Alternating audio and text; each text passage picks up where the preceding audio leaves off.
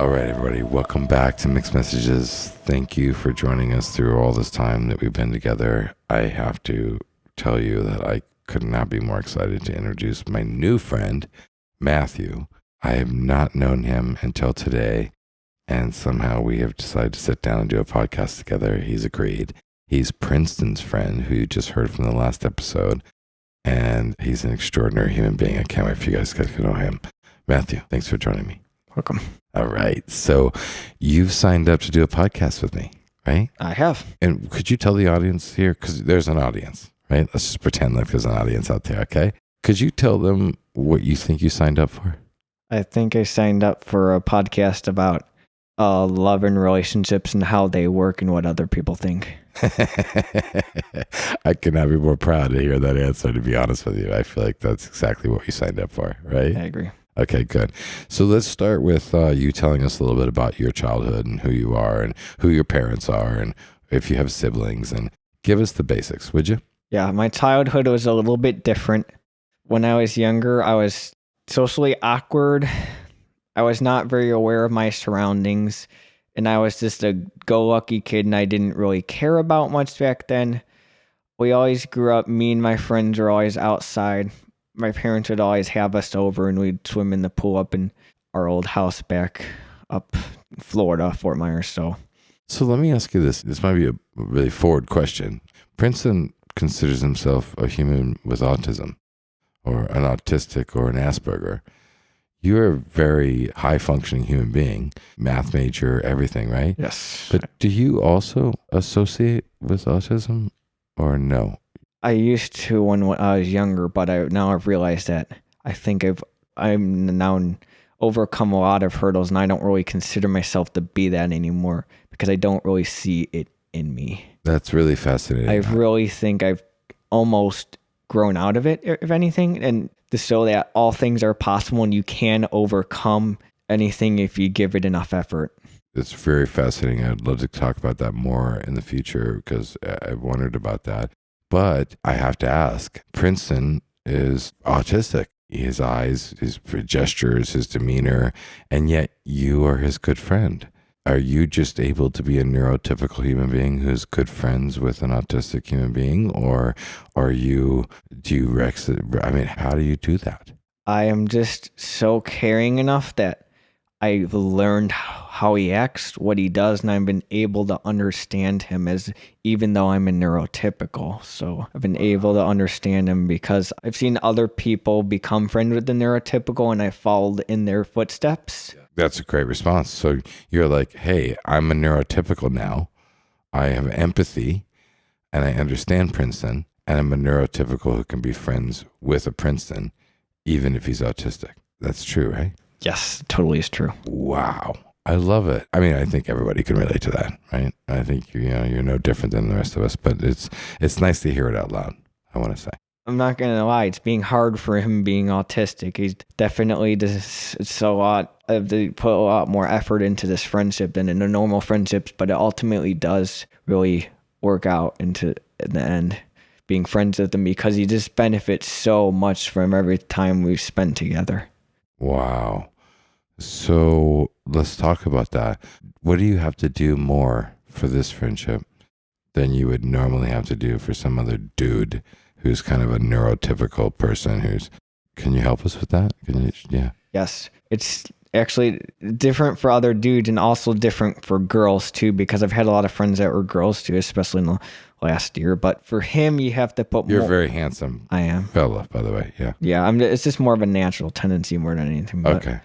But I have to put more time and be more attentive in giving him advice to follow, because on his own, he may not know what is socially keen. By giving him my advice from a neurotypical, he can now understand it from a neurotypical standpoint and maybe have a better clue of what other people may be thinking. He looked really proud every time you called him your friend. Do you see that in him? Like he blushes when you say, "This is my friend." He is very proud of me because he knows that everything I've gone through and everything I've done, and he knows he's perfectly capable of it too. Fascinating. And why didn't you give up on him like most neurotypical people would? I didn't give up on him because I know how much it hurts not to be appreciated.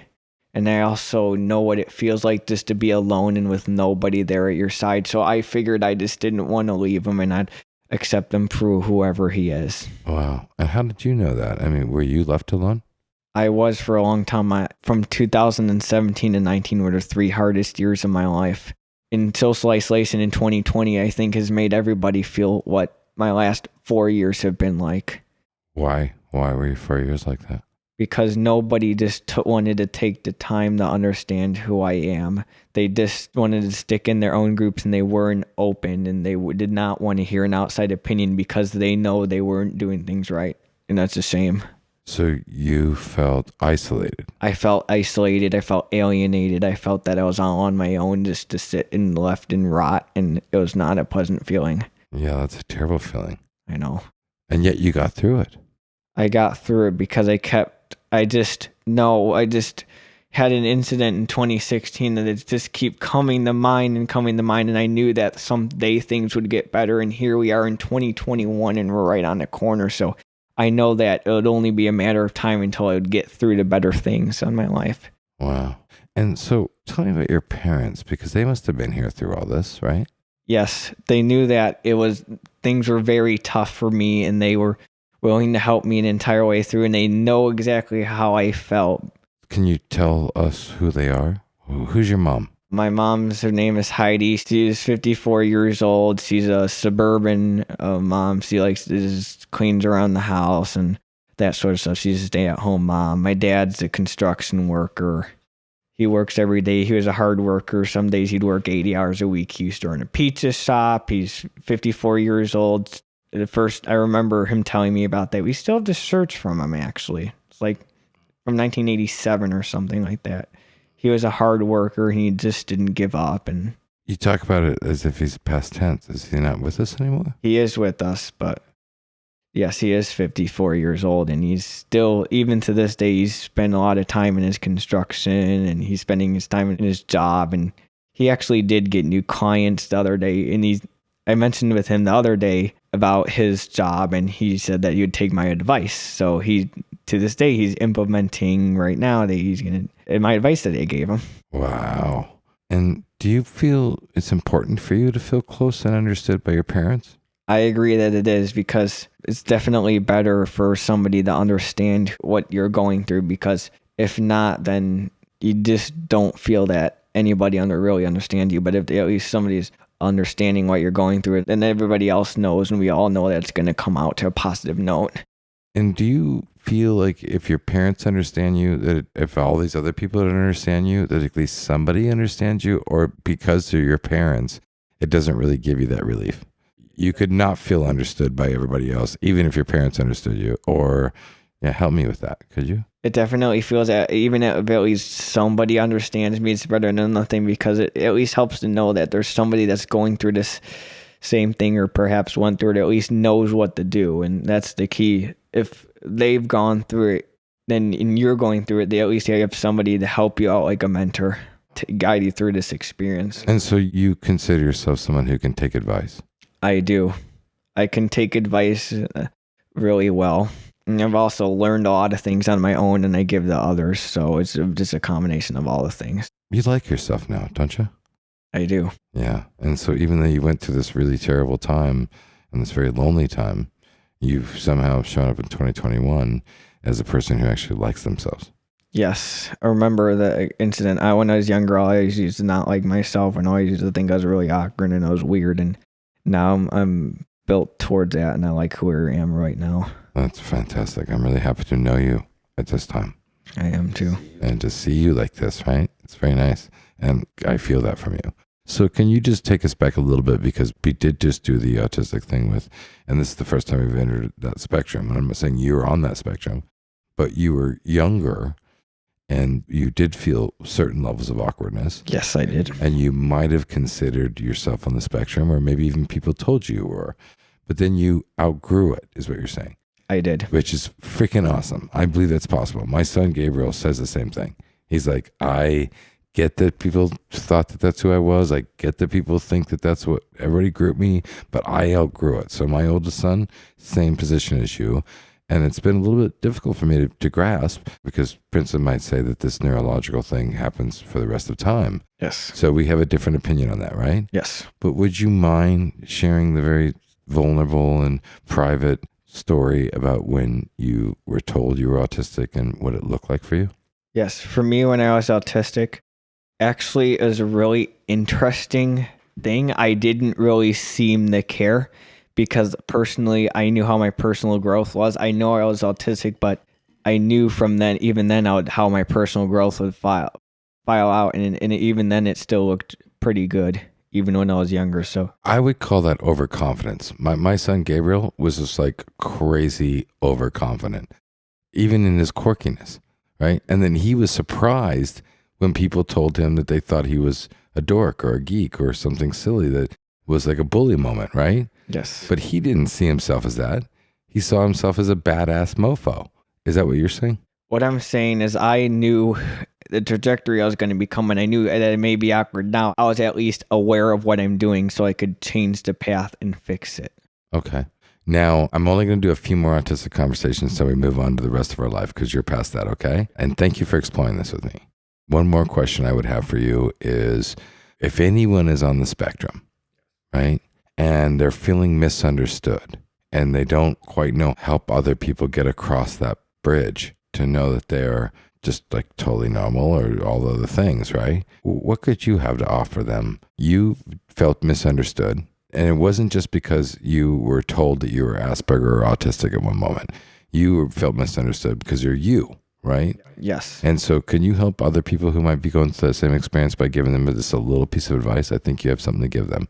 I have advice for anybody who is autistic to say that you just have to know who you really are as a person, and you have to create an image of yourself and then live yourself up to it, and you will always accomplish that image. That's exactly what I asked you. Okay, let's talk about the fun stuff. All right. You have girlfriends now? I do not have any. I have friends that are girls. You have friends that are girls. Have you ever had a girlfriend? I actually have not. Okay. That's the surprising part. Yeah. And you're how old? I'm 18.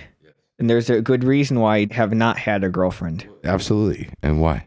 I'll tell you, because I just have not seen any benefit to having a girlfriend, because knowing the path of my life I'm going to take and going to college, I think that the chances actually are pretty low. And I think that it's not really worthwhile for me yet, and I'm not quite ready. So there's a lot of reasons why I didn't, but I just didn't think the time was fit for a girlfriend. Yeah, I just want you to know I'm not judging you for not having a girlfriend. You don't feel that, right? And you don't care if I'm judging you or not, right? I don't care. Yeah, exactly, right? Yeah. Well said. But it felt a little like there's a reason, right? And so... Yeah, it felt like there's a reason. Also, by not having a girlfriend, there's actually a hidden societal pressure on me.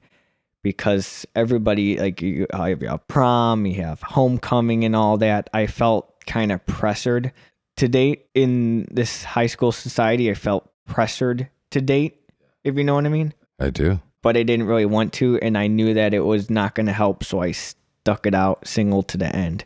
You sound very convicted. I love principled people, right? I'm a principled person. And I think there are pros and cons of being very principled, but, I am too, right? Let's get softer with it then, okay? Okay, so you made really good choices for yourself. You were spot on in your life. You're in college now. You're studying math. That feels like that's not the right word for it. What's the bigger word for studying math? What's your degree? Mathematician. Yeah, mathematician. So anyway, we've been playing pool, right? We Yes. see you. You're like a multi-talented, I am. right? Cool cat. You showed up in a Mercedes. What's with that story? Like, whose Mercedes is this? That is actually mine. Okay. So I was telling my dad that we could get a really good deal with the car thing. I'm a mathematician, so we were looking on the internet, and we found a really good deal for this Mercedes. And then my dad's like, "Oh, you in a sick Mercedes?" I'm like, "Yeah." And then it turned out to be a really good deal, so he got it. And now I'm like the cool kid on campus. I've had You are like totally cool kid on campus. plenty right? of people have asked me to see inside. It was like pretty cool. That I actually is have. funny. So I gotta say, right? it is funny. Yeah. Okay, so now you've found yourself in college. How did you get through high school Would you have anything to say about that? Yes. The last year, there's really strange incidents that happened. I remember I was sitting at lunch. I was November 11th or something like that. And then I was like, there's this one girl. I didn't think I would be friends with her, but I gave her a chance, and she now is one of my best friends I've ever known. Okay, so we're in a modern day world where gender and all the things are the thing. Do you like girls or do you like boys or do you know yet or? I definitely like girls. You like girls? Yes. Okay. And now you have some cool girlfriends. Yeah, friends that are girls. Friends that are girls, right? Yes. And they must want you to have a relationship at some point. That I don't know yet. And maybe they don't. Maybe they like you just to have them to themselves. But yeah, I don't know. Okay, so anyways, but you're going to pursue this. Is that fair to say? You've now decided that you're maybe going to go pursue a girlfriend or not yet? Not yet. Probably within about the next year and a half once I arrive on campus. Wow. College. This is really cool. Okay. So no, we're not going after a girlfriend. Not You're yet. going to stay the course, be you. Until a year and a half. Until a year and a half. Yes. I feel that at that point I will finally be ready for a girlfriend. Okay. And this is what this show's about. So that's great. Like, that's brilliant. I mean, I think it's a really smart move for you. But I don't know, right? But it's your choice. It is personal choice. It's personal choice. Even though there's societal pressures on you, there's nothing that absolutely says that you have to or don't have to have a girlfriend. Absolutely right. But can we just play in the world of the future now? Yes. Can we pretend like it's a year and a half? Yes. Okay. It's a year and a half from now. Yeah.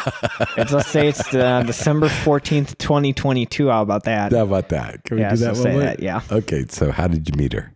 Like, who's she look like? Okay. What do you want? When you say what she looks like? Yeah, something. She's about 5'5". She's a lovely Japanese girl. We met in our upper level math class. We were a very casual couple. We don't really judge each other. We are more independent and we just love each other to no end. And we don't put any pressure on each other. For example, if she gets me like a $10 gift, even though I wanted something that was like $100, I wouldn't care, and I'd still love her just the same. Mm-hmm. That's all I'm saying. I like that. Yeah, I think you explained that pretty clearly. I did explain it pretty clear. You did. So tell us what's next. I mean, now you're like 3 months into the relationship. Where does it go from there? So I'm 3 months into the relationship. I don't think that much would change, but until I started to graduate in 2024, then that would probably make a difference. But at least she knows the path that I'm headed on and that I'm planning to be a mathematician, so that maybe I think that she'd probably have a really good chance of sticking with me because she knows we both would have a great future ahead. Wow. That's awesome. And you know that people have moods.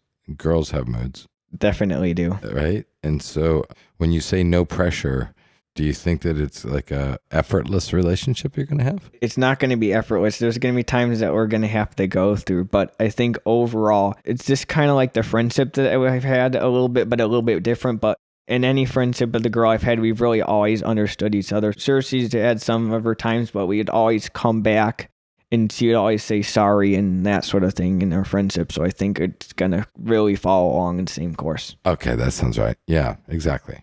So we're not pretending like it's like just easy, perfect all the time. No, it's not going to be perfect. It's not going to be super easy but we'll both be in it together, and that's how it's going to play out. So let's talk to that future girl. What do you bring to the table? What would I say now to her? Yeah.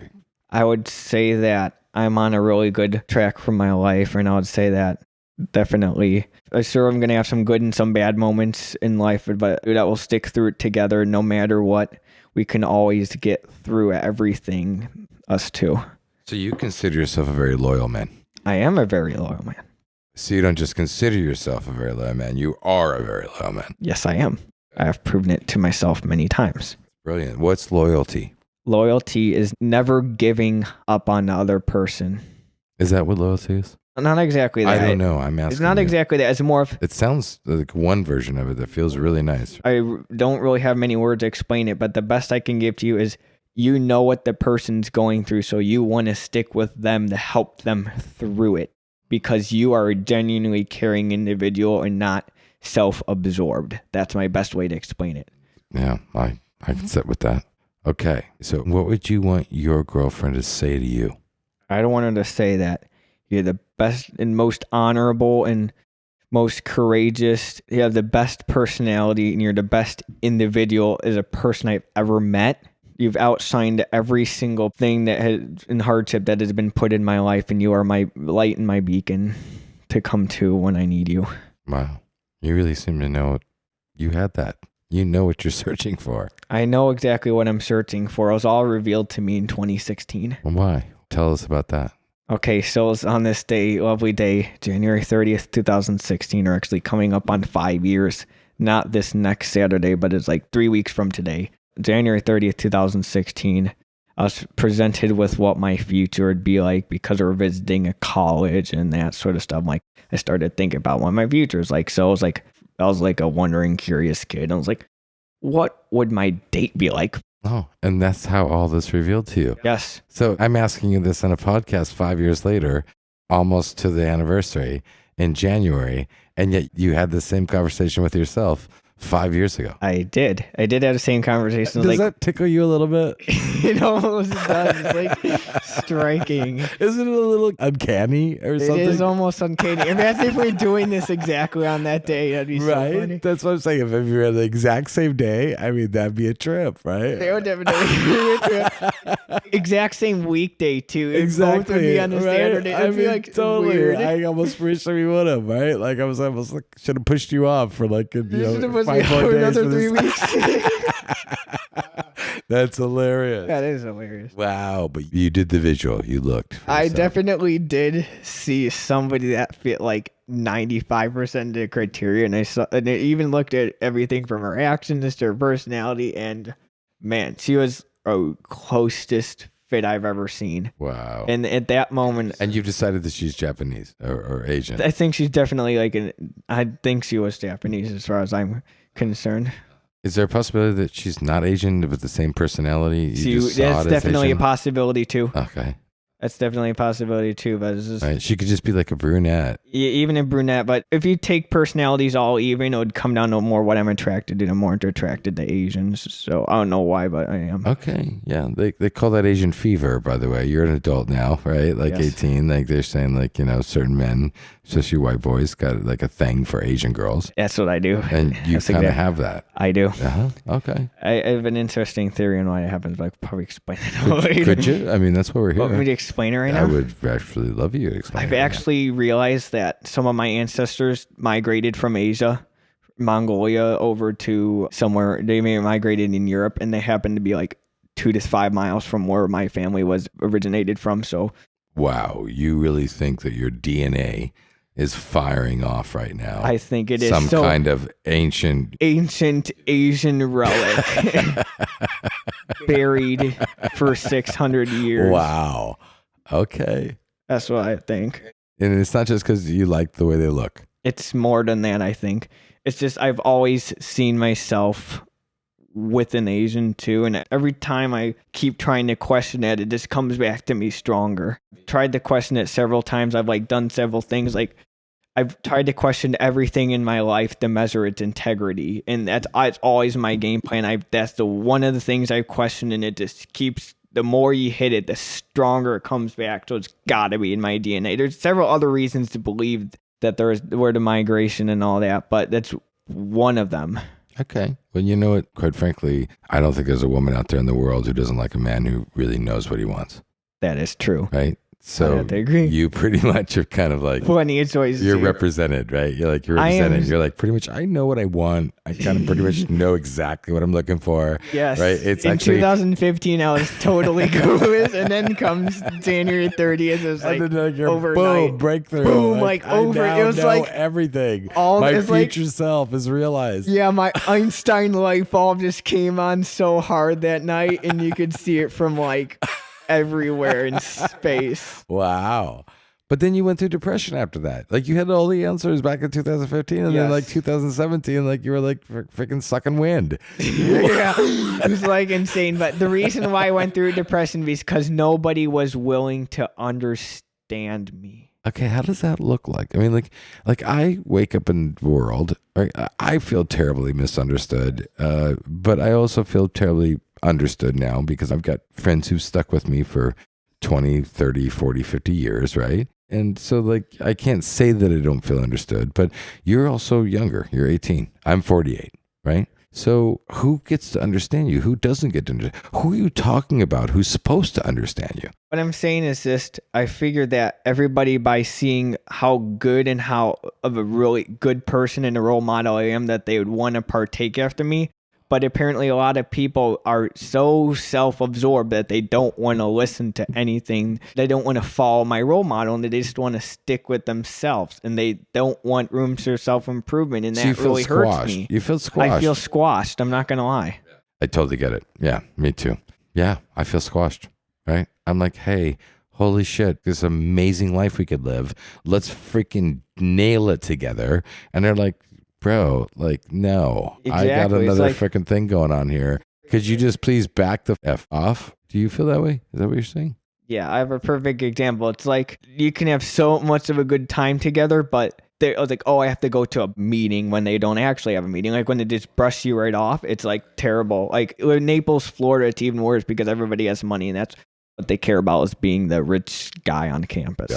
Gotcha. Definitely with my Mercedes, I think that they feel threatened. I'm a really honorable man. I have a Mercedes. I'm rich, and they feel threatened by my image because they know I can surpass them. That's what they're thinking, is that, oh man, this guy could surpass us. We need to somehow stop him. Wow. And I think that's what they're thinking. I think you're right. Yes. And you already are. You're surpassing them. And that's what their fear was. Let's go a little bit more intimate. We have to keep doing this, right? I hope you'll join me again. Are you having fun on the show? I am. Okay. Yeah, I definitely will join you again. Maybe we could set up an appointment on January 30th. That's what I'm saying. The January 30th podcast sounds like a fabulous idea. Yeah, that's right? a perfect idea. Don't you think? Like, Let's just freaking do that one and nail it, right? Yeah, let's just nail the January 30th. Let's You do can ask that me one. everything about that day. I'm going to do that, okay? That's guaranteed. But let's just talk about, as we wrap it up, when you finally get everything you want. Tell us a story about what that looks like.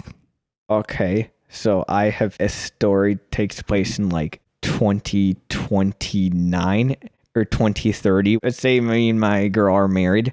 I see myself living in a suburban house, but with a little bit more land on it. We're starting to settle in. I have gotten my math degrees, and I'm getting my job, and I'm doing all that sorts of work-related stuff, and I'm actually doing some investing and all that sort of stuff, and just kind of tagging along, and she's interested in that sort of stuff. And even though we may be really rich in that, I just see us being like a sort of a typical suburban parents. So you say she's tagging along a little bit. Does that mean that she doesn't have to be super interested in what you do and why and how you make all the money you're going to make, or is she?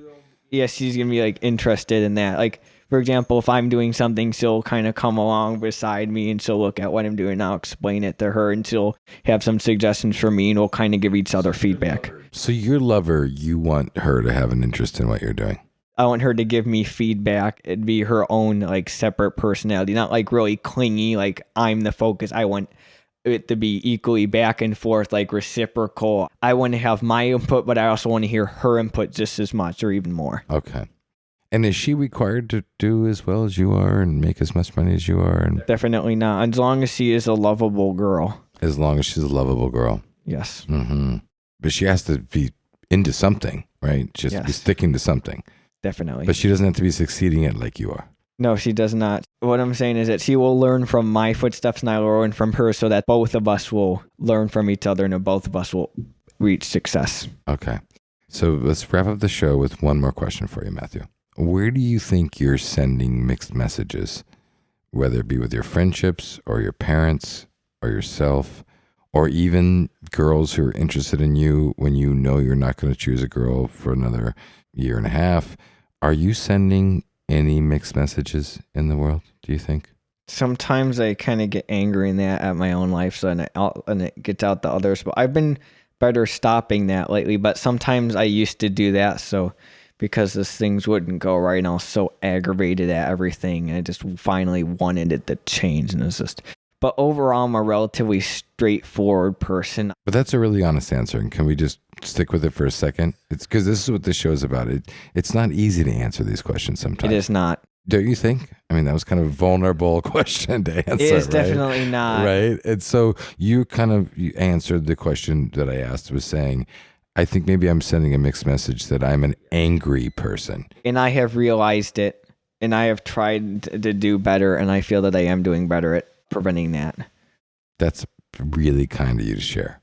I just want you to know that that was really brave of you to share, kind of you to share. You could have just said no, or you could have just been a flake, or you could have been Exactly. unauthentic. That is definitely true, giving a cheesy answer to something like, my life is almost perfect. I'm perfect. And doesn't matter. I'm bring perfect. on the babe. But And, what I'm saying is, exactly, you're perfect, bring on the babe. But overall, I would have to say that I know that I'm not perfect. And that realization only makes me more perfect, because by admitting that I'm not perfect, I can now fix my mistakes. That's right. Now, just to wrap it up a little bit more, because I want to do more shows with you. I'm really excited. And we're definitely going to do the next one, okay? Yeah, this is okay. This is really funny. This is like cool. We're going to do it, okay? Yeah. But can you just share with us a little bit more about your anger? My anger was, I was boiling inside. I was burning inside. I wish things could change. I feel that I was almost starting to languish because I didn't have anybody to talk to and gain insight from. So it just felt like I was closed in the box and shipped somewhere off. That's how I felt. And I just wanted to burst with the Hulk fist out of that box in that moment and just finally see the sunshine. Even if it was only for a little while, even if I saw some and then went back in.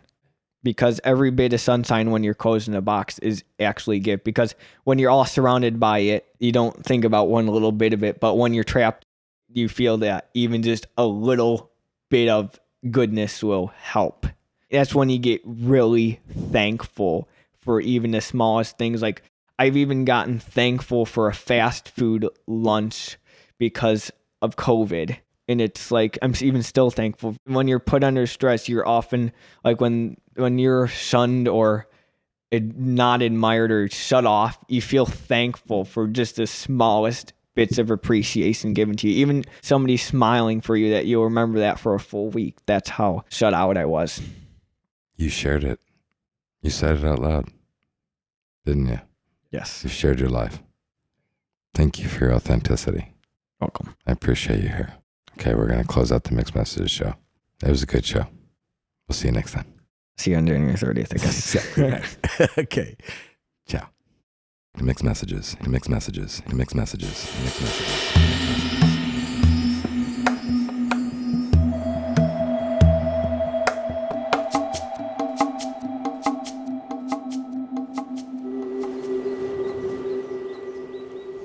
Mixed Messages. Mixed messages.